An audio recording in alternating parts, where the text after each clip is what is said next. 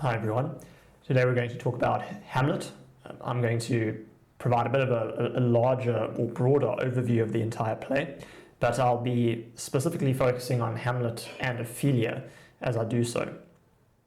We're going to be having a look at evil and crisis in people's lives, because one of the major things that this play does is examine evil, perhaps not in the same way that Shakespeare examines evil in the play Macbeth, but evil still does form a large part of what this play does.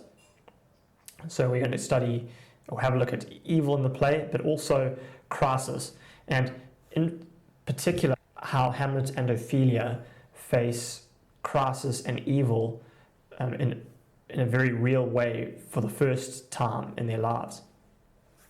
So we're going to start off by talking about Hamlet. Not Hamlet as we meet him in the beginning, arrayed in black and sulking at the back of the court, intense in his grief and disgust with the world. We'll get to that later. What I want to do is talk about Hamlet before the play begins. The Hamlet who Rosencrantz and Guildenstern came to know at Wittenberg. The Hamlet who was known to the court before the play. The Hamlet who is often hinted at in the play. You see, Hamlet, for all his detractors, has a kind of intellectual genius. He easily comes up with traps that penetrate the facade that characters put up in the play. His mousetrap is a good example of this. The actors enter, and Hamlet conjures up the plan in a moment of inspiration. He is able to see straight through Rosencrantz and Guildenstern shortly after being reunited with them, despite the initial joy of seeing his university friends in his prison of Denmark. When he is sent away to England, he has no problem discovering the letter to the English, switching it out for his own, escaping on a pirate ship, and negotiating his way to freedom. He is also known as a scholar, yet not merely a scholar, for he is also admired as a soldier, and proves his worth by, at very least, holding his own against Laertes, who is famed as a brilliant swordsman. Even Fortinbras admires him as a soldier, and orders him to be borne by 4 captains, a mark of his respect. Generally, he is well thought of, and would have proved most royal, according to Fortinbras. He seems to have been witty and charismatic, and shows sparks of this in his initial interaction with Rosencrantz and Guildenstern, and in his interaction with the players upon their arrival. He is also brave and fearless too, able to leap after the ghost that struck fear and uncertainty into his compatriots' hearts, despite his own anguish. He is moral and idealistic, and reviles the evil he sees in the world. He seems to have had a noble character, being frank, courteous, and kind. And despite what people say and see in the events of the play, he seems to have been decisive and quick to act. He immediately pursues the ghost, acts on the ship, leaps into the grave with Laertes, having regained much of his former self at that point admittedly, and strikes down Polonius.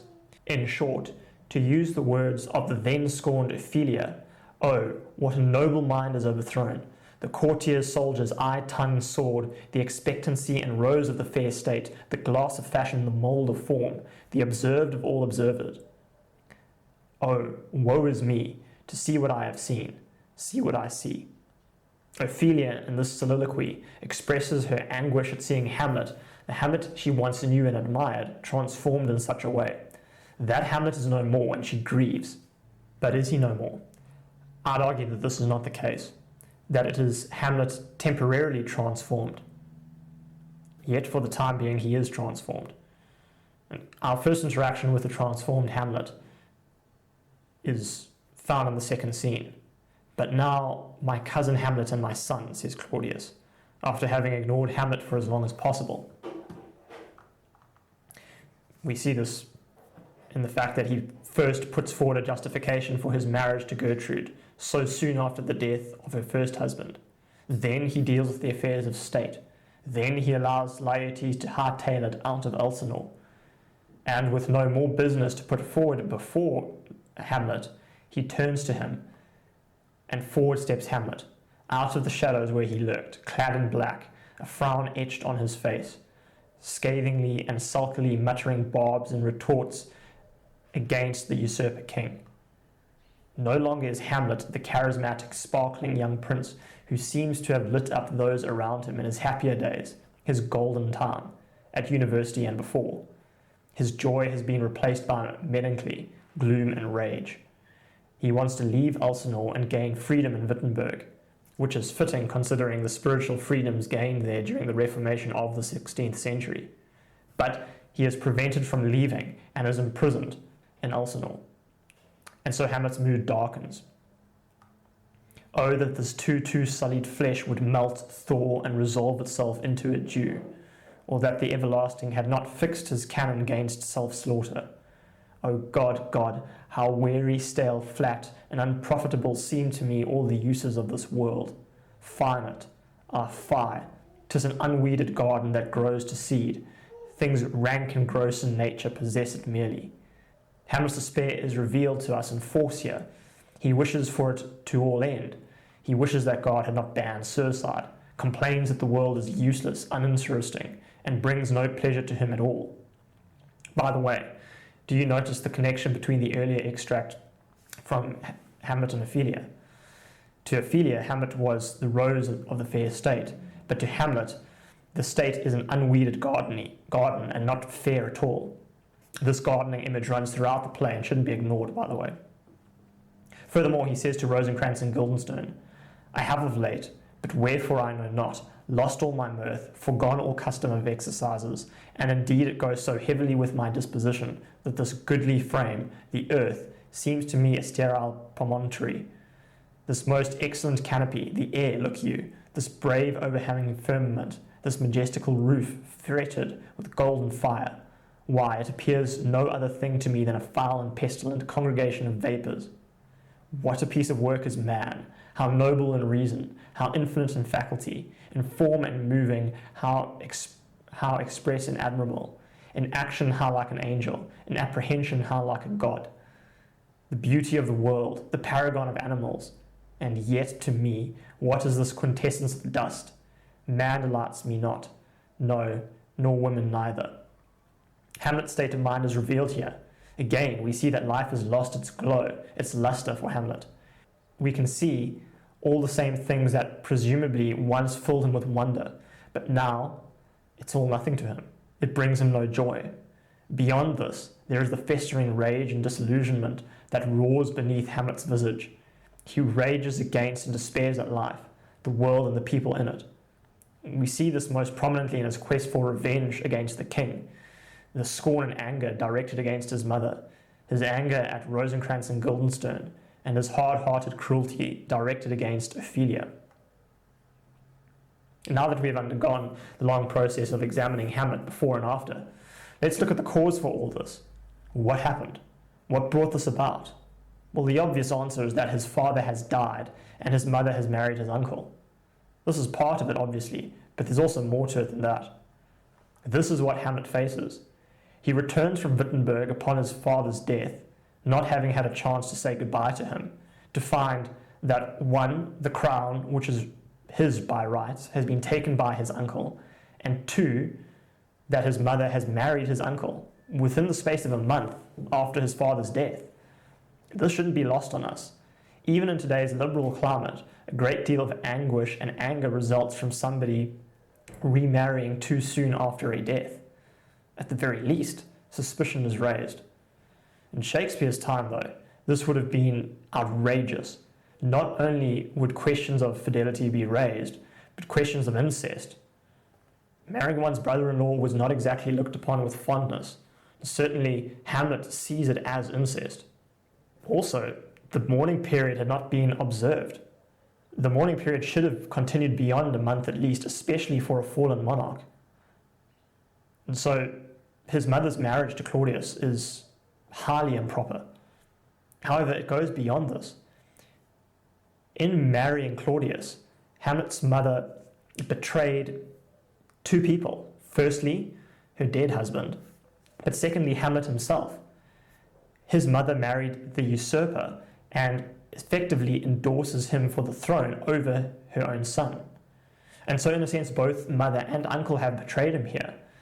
And later on, Hamlet discovers that his uncle is also the murderer of his father, which only deepens his anger and his recognition of evil.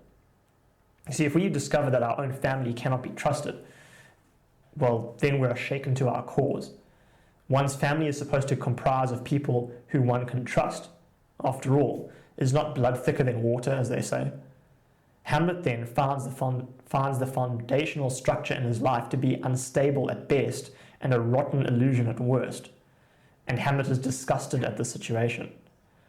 And so when he looks at the world around him, at the Danish court, at people, the world he sees as an unweeded garden that grows to seed. And this is before the ghost tells him that his stepfather, come uncle, murdered his own father and suggests that his mother may have been unfaithful while his father was still alive. You see that in Act 1, Scene 5, lines 41 to 45. From there it gets worse. Confirming for Hamlet that woman cannot be trusted, Ophelia inexplicably goes cold on him and refuses to see him at precisely the time when he is shaken to his core. Rosencrantz and Guildenstern then betray him. Polonius, he finds, cannot be trusted, and he finds himself isolated except for Horatio.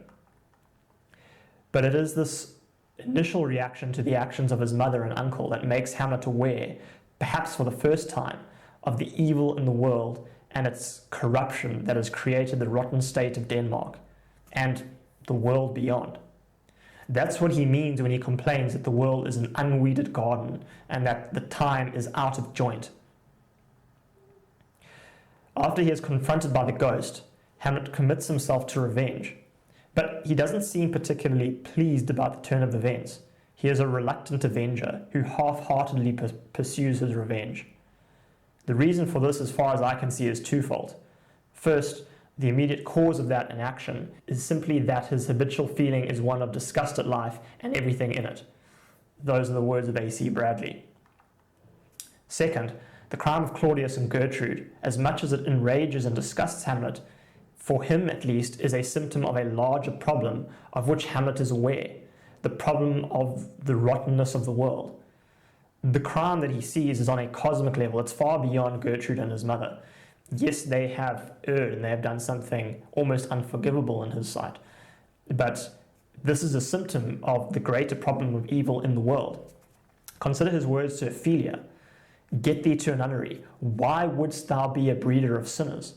I am myself indifferent honest, but yet I could accuse me of such things that it were better my mother had not borne me.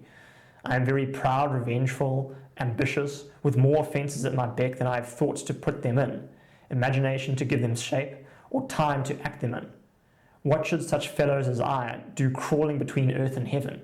We are arrant knaves all. Believe none of us. Go thy way to a nunnery. I say we will have no more marriage. Hamlet's words are hurtful and harsh, but one should look beyond the fact that Ophelia is a woman. This is not sexism here. It's disgust at the whole rotten lot of humanity.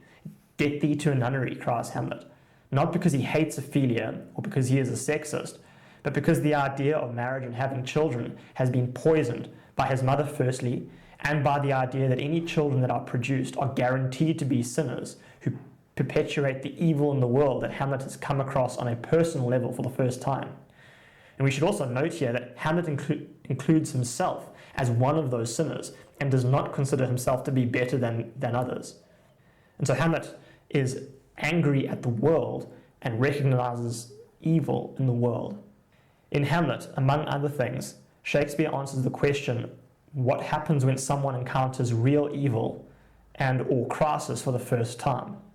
Hamlet becomes disillusioned with the world, rails against it, and discovers more and more evil in the world as he thinks about and agonizes over his revenge.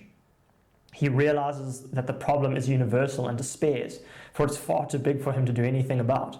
Yet somehow Hamlet comes out of the other side, battered but undefeated, changed for the better, and able to carry on living. And I think he's able to do this for a few reasons. First, Hamlet is not alone. He has one friend who stands by him, and that makes a difference to him. Second, he does not follow the obvious action of racing to revenge like the ghost wants.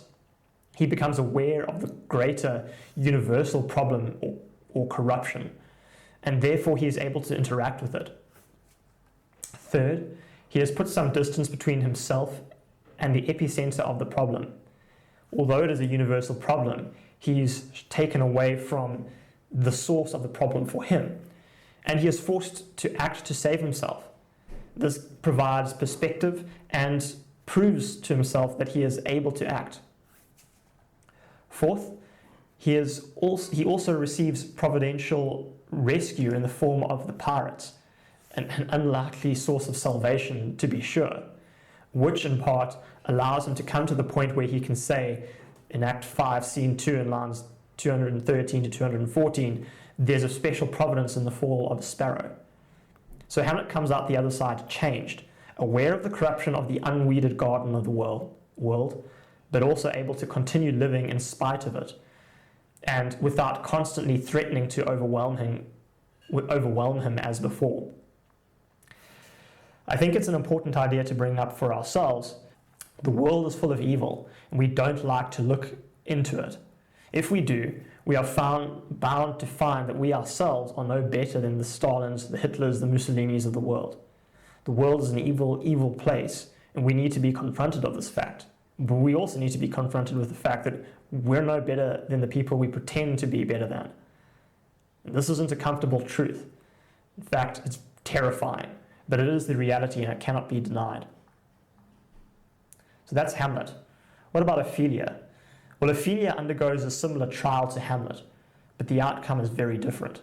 Instead of coming out the other side like Hamlet does, Ophelia is unable to come to terms with the crisis facing her. She gives up and dies. And it's no accident that Ophelia drowns. She is quite literally overcome by the waters of life, is borne up by them for a little while, but pulled down and drowns in the end. Her death is highly symbolic. There, on the pendant boughs, her coronet weeds clambering to hang, an envious sliver broke, when down her weedy trophies and herself fell in the weeping brook, her clothes spread wide, and mermaid-like while they bore her up, which time she chanted snatches of old tunes, as one incapable of her own distress, or like a creature native and endued unto that element. But long it could not be till that her garments, heavy with their drink, pulled the poor wretch from her melodious lay to muddy death. Hamlet's experience is different. While floating on the sea, the literal sea, he escapes his former friends, sends them to their deaths, gets on the pirate ship, and sails over the waters of life home. But Ophelia? Well, Ophelia is different. And sometimes Ophelia does get a bad rap. She's undoubtedly a weak character, but she's not quite as pathetic, timid, and weak and out of place amongst the other strong Shakespearean heroines, as people sometimes say. She is used and pushed around by her father, brother, the king, and even Hamlet. She dies a virgin, unfulfilled sexually. She dies a maid. She is innocent and immature to the end. But I do think that people sometimes go too far in their criticism of her. Is she as weak as we assume? Well, the great Shakespeare critic A.C. Bradley makes the point that Ophelia, who has three major figures in her life, Hamlet, Polonius, and Laertes, instead of being frightened witless at Hamlet's mad appearance and actions when he confronts her in her chamber, thinks first of helping him. And that's why she goes to her father. While we might see Polonius for what he is, she looks up to her father and does not see what we see. So her joining of the plot is not weakness, but unselfish strength. Her going to her father is not her ratting out Hamlet, but her attempting to help him.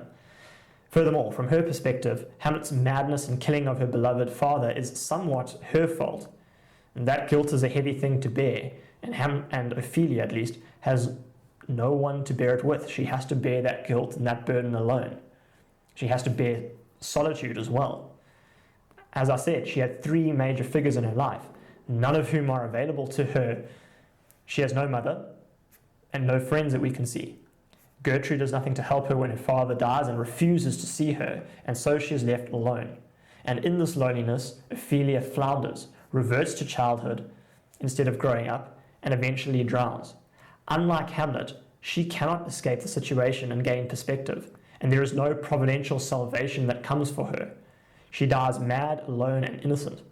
This is Ophelia's tragedy. Yet, had she hung on for a little while longer, not only would her brother have returned, but a refreshed and restored Hamlet, the Hamlet that Ophelia remembered, the Hamlet who loved her better than 40,000 brothers. If such an event had occurred, perhaps Ophelia would have survived, recovered and progressed to maturity like Hamlet did, with the strength that comes along with overcoming adversity. However, Ophelia does not hold on and succumbs to the crisis of her life. Why? Well, I think again there are 4 things we can point to explain this. First, she is alone. She has nobody to help her.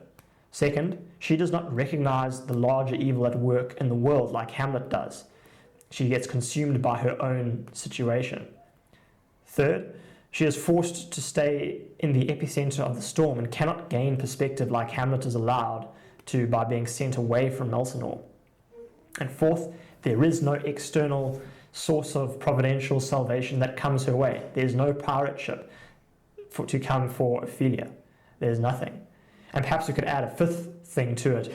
She isn't the genius that Hamlet is. She doesn't have the tools necessary to overcome her circumstances. And so she drowns and is unable to cope with the challenges that life throws at her. So that's my exploration of Hamlet and Ophelia in the play Hamlet. There is obviously more to this play. This play, as I've mentioned, is about evil. It is about revenge. It is about the corruption of the state. There is a lot to this play. But what I've done now in this time, and it's somewhat longer than my other videos, but what I've done in this time is examine 2 characters and show how they form a pair, how they have a very similar situation, and how the events of their lives somewhat mirror each other, and how it illustrates something about encountering evil and crisis in the world. So that's it for today. If you do have any questions, you can get hold of me, and I'll be happy to discuss anything that you want to discuss with me.